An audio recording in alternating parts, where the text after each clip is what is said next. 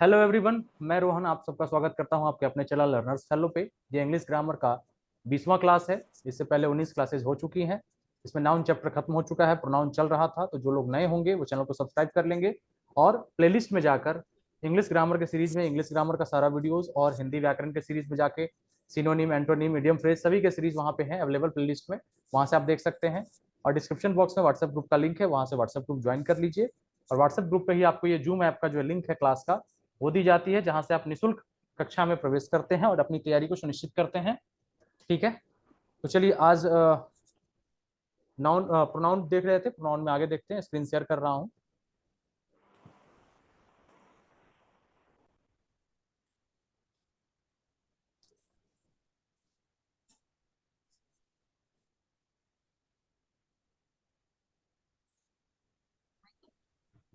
चलिए, स्क्रीन दिख रहा है आप लोगों को? जी भैया। ठीक है,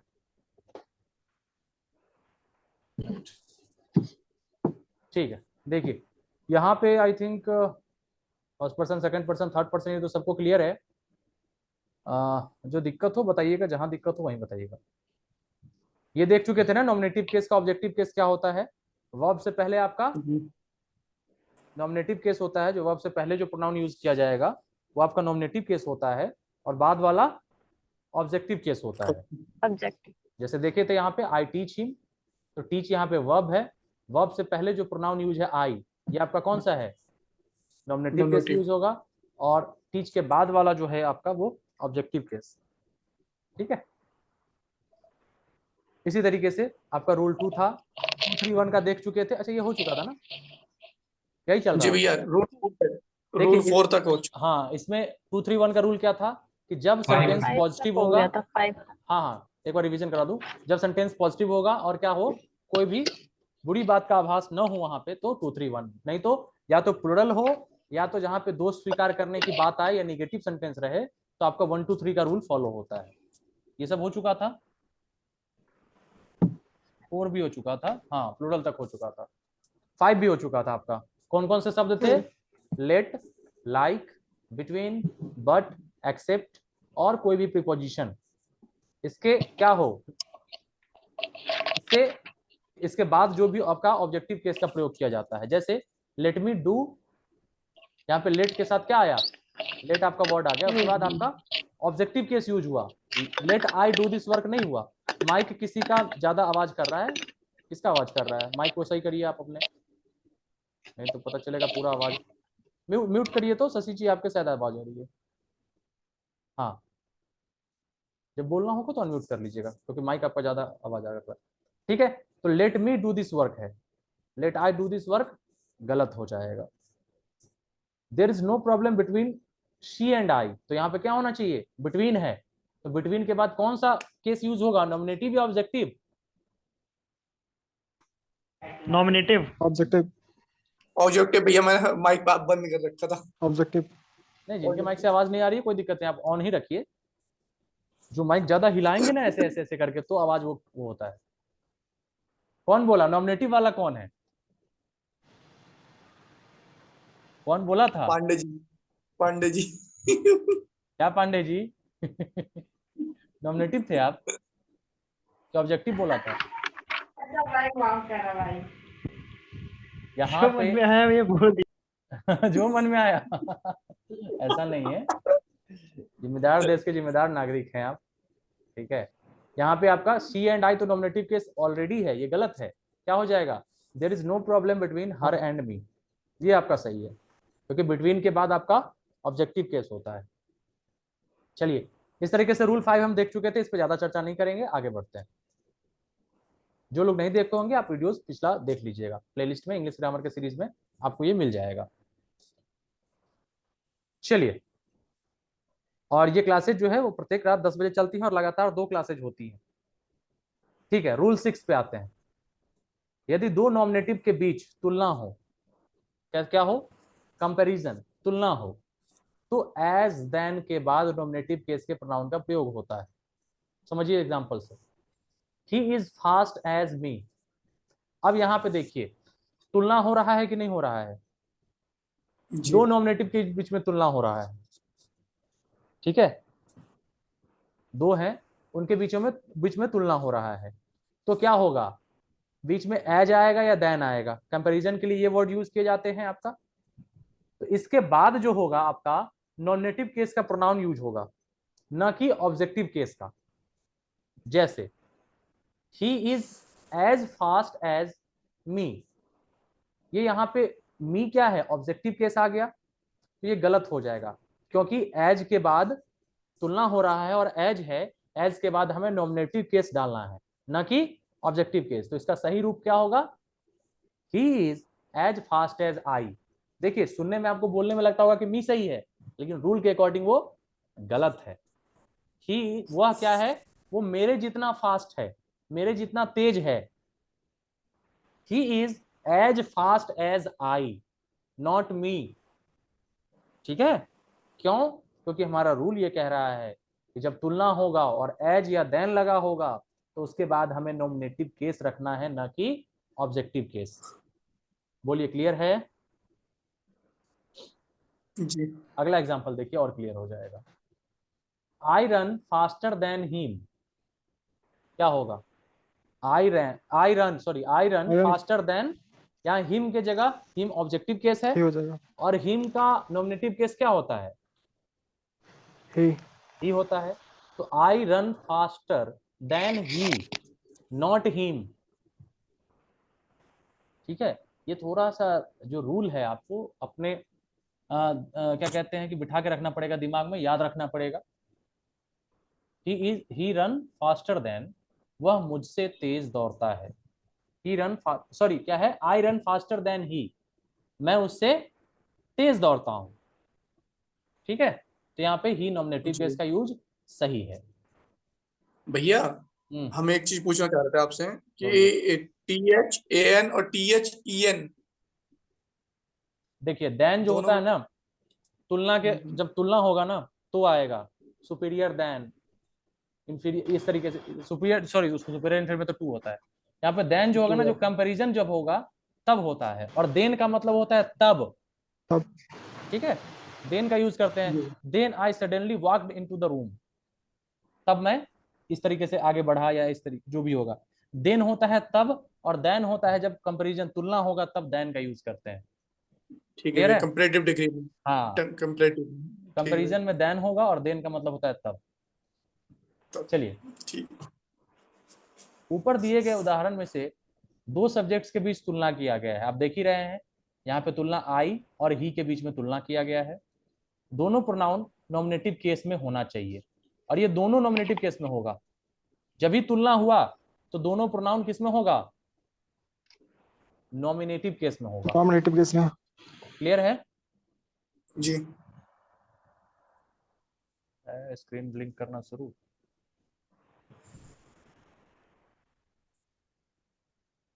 चलिए, कोई बात नहीं, अपना काम तो करना ही है, चाहे बुक से हो चाहे जैसे हो। प्रॉब्लम। हाँ हाँ, स्क्रीन ब्लिंक करना शुरू हो गया। ठीक है, कोई दिक्कत नहीं।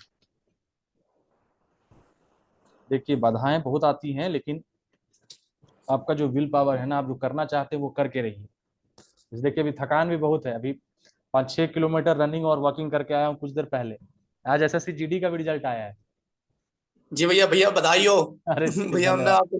आपको वो तो मैं दे दिया था कि चलो 3 साल का एज रिलैक्सेशन था, तो पिछले बार भी रनिंग में नहीं हुआ था, तो बस इसीलिए कि इस बार दे देते हैं। तो रिटर्न तो हो गया है, अब रनिंग में हालत खराब है, सूरज जी हेल्प करेंगे अब। 15 से फिजिकल है, अब देखिए मेरा कब आता है। देना तो है, करना है, करते रहिए जब आर्मी में तक। जाएंगे भैया, आप तो ऑलरेडी सिलेक्टेड हैं।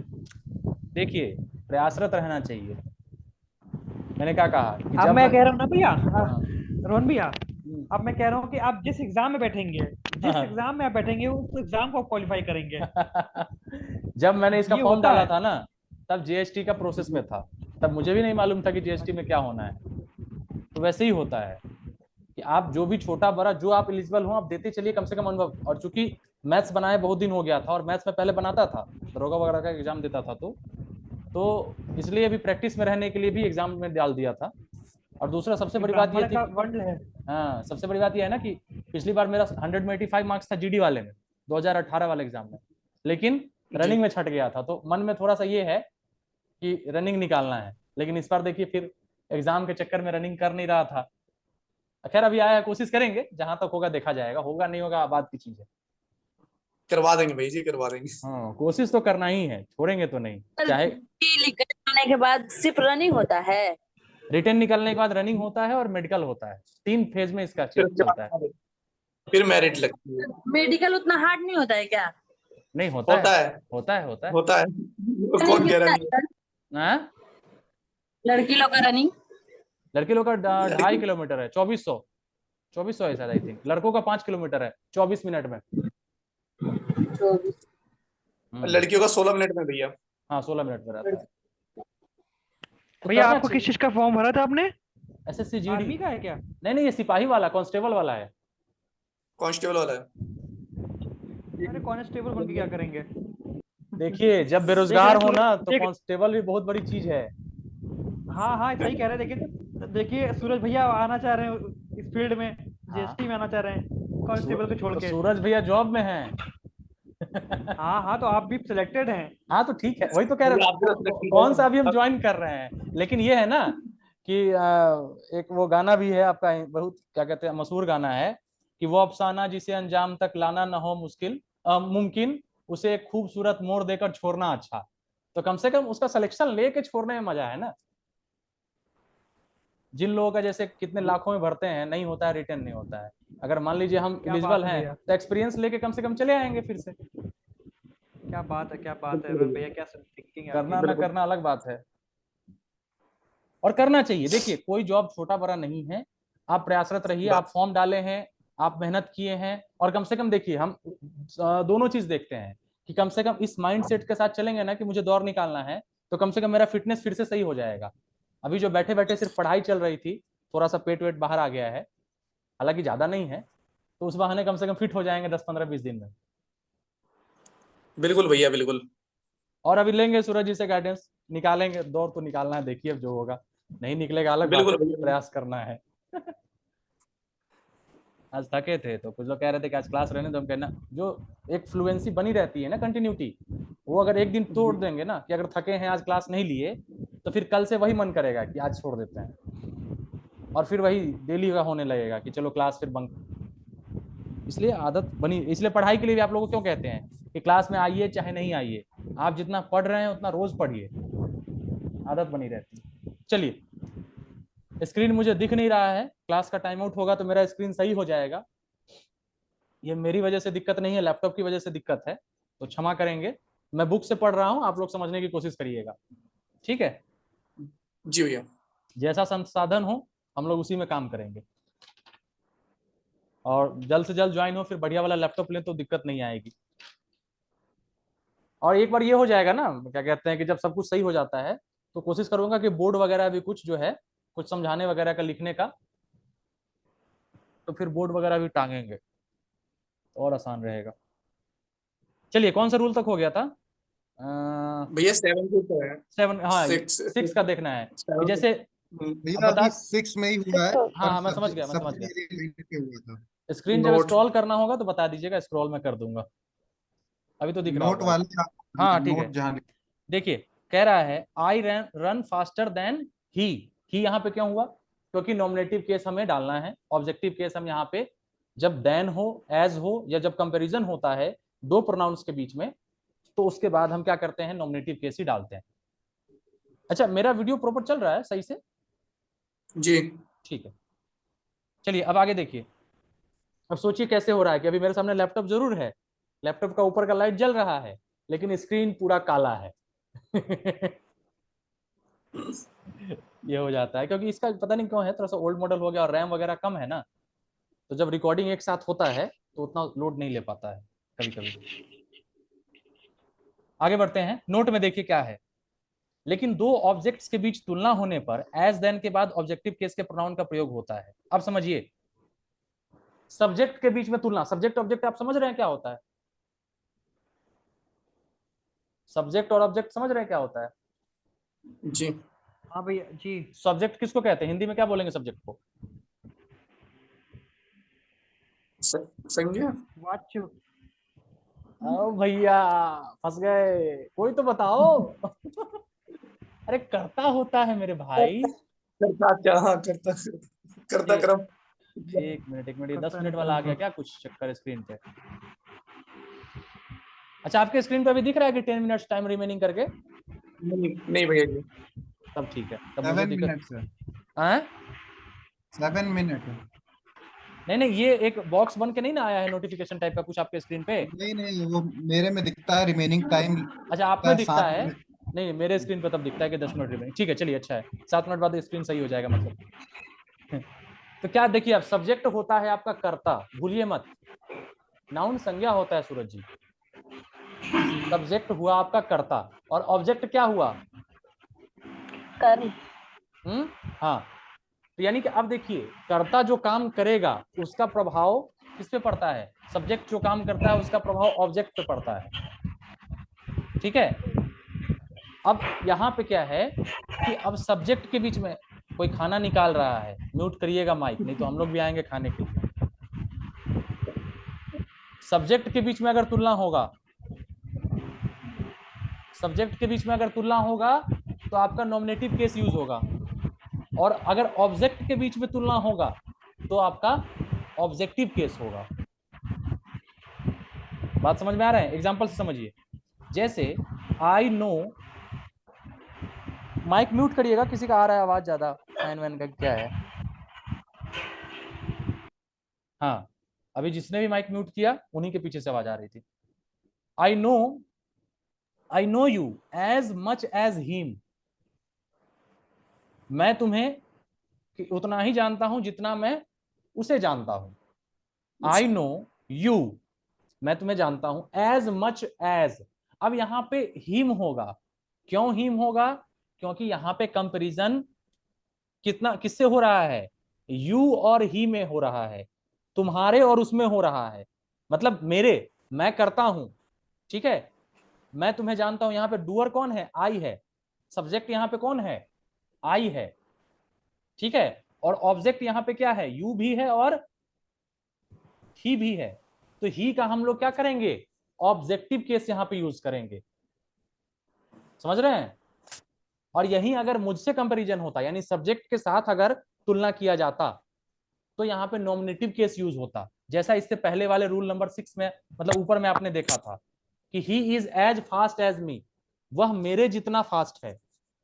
ठीक है। तो यहाँ सब्जेक्ट मैं हूं, सॉरी ही इज, वह मेरे जितना फास्ट है ना। हाँ, तो यहाँ पे कौन है? यहाँ पे दो नॉमिनेटिव केस यहाँ पे यूज होगा, दो सब्जेक्ट के बीच में कंपेरिजन है। और यहाँ पे क्या है? I know you as much as him. तो यहाँ पे ऑब्जेक्ट के बीच में तुलना है, तो यहाँ पे ऑब्जेक्टिव केस यूज होगा। एक अब अर्थ देखिए क्या कह रहा है, I know you as much as I know him. वही बात है कि मैं जितना तुम्हें जानता हूं उतना ही उसे जानता हूं। क्लियर हुआ या कुछ दिक्कत है? भैया इसका एक और एग्जांपल बताइएगा। ऑब्जेक्ट में डाल के देख लीजिए ना, जैसे देख लीजिए आई नो है ना, तो इसमें कर लीजिए कि आप क्या होगा बताइए अपने तरफ से आप लोग। जैसे आई कह सकते हैं I love Ramayana as much as Gita. मैं जितना रामायण को पसंद करता हूं, प्रेम करता हूं रामायण से, उतना ही गीता से भी करता हूं। भगवत गीता है। ठीक है। I like Bangalore as much as Jaipur. तो यहां पे बैंगलोर और जयपुर क्या है? City name. ऑब्जेक्ट है ना यहाँ पे। जी। मैं पसंद कर रहा हूं, तो मेरे द्वारा पसंद किसको किया जा रहा है?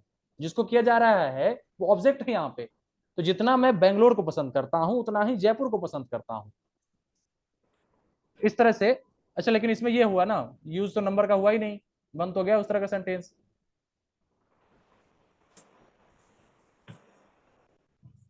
I like you as much as him कह सकते हैं, मैं तुम्हें जितना पसंद करता हूं उतना उसे ही पसंद करता हूं। ठीक है। तो इसमें पर्सन का यूज करके हम कर सकते हैं।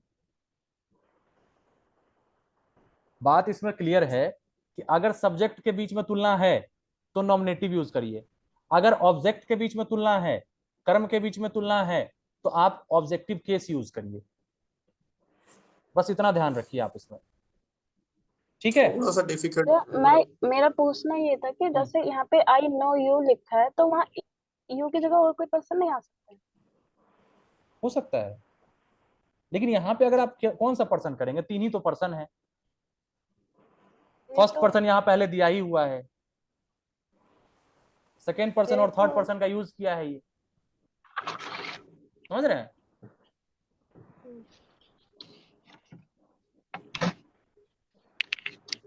हर कर सकते हैं हिम के जगह पे, ठीक। देखिए कंफ्यूजन आपको तभी होगा जब आपको सब्जेक्ट और ऑब्जेक्ट पहचानने में दिक्कत होगी। अगर आप सब्जेक्ट पहचान रहे हैं कि कौन इसमें करने वाला है, कौन करता है, जैसे हिंदी के सेंटेंस में आप कर्ता और कर्म पहचानते हैं कि नहीं पहचानते हैं। जी। मैं आम खाता हूं, कर्ता कौन सा है इसमें। या मैं करता है इसमें। और कर्म कौन सा है। सर खाना खाना क्रिया है खाता कि हूँ, कर्म है। खाना खाता हूँ मतलब खाता हूँ कर्म है। और मैं आम खाता हूं, इसमें कर्म क्या है। सर खाता हूँ कर्म होगा ना, क्योंकि मैं या मेरे वो खाता खाने का हूं काम क्रिया होता है, खाने की क्रिया है वो। कर्म कौन है सूरज जी। जी भैया। मैं आम खाता हूं, मैं आम खाता हूँ। आम आम होगा। बस। मैं शायद होगा। ए शायद कह रहे हैं, अरे मैं करता मैं हूँ। गजब है आम हिंदी होगा आप लोगों की। आम होगा ना। अब मैं आम हाँ, को आम, खाता आम। हूँ, वहां पे को का साइन छिपा हुआ है। कर्म को होता है, कारक चिन्ह नहीं पढ़े हैं। गजब है पढ़े आप हैं लोग। भैया, करता हूँ आप लोग अब कारण इंग्लिश पढ़ रहे हैं तो अंग्रेज बन गए, हिंदी भूल रहे हैं धीरे धीरे। हिंदी पढ़ रहे थे तो हिंदी स्ट्रांग था, इंग्लिश भूल रहे थे। ऐसे नहीं चलेगा, जबकि एकदम बेसिक सवाल मैंने पूछा आपसे। तो अब ये देखिए, अब कर्ता और कर्म में अगर आपको कंफ्यूजन है तो स्वाभाविक है यहाँ पे सब्जेक्ट और ऑब्जेक्ट में आपको दिक्कत आएगी। सब्जेक्ट ऑब्जेक्ट पहचानने में दिक्कत होगी तो मैं जब ये बात कहूंगा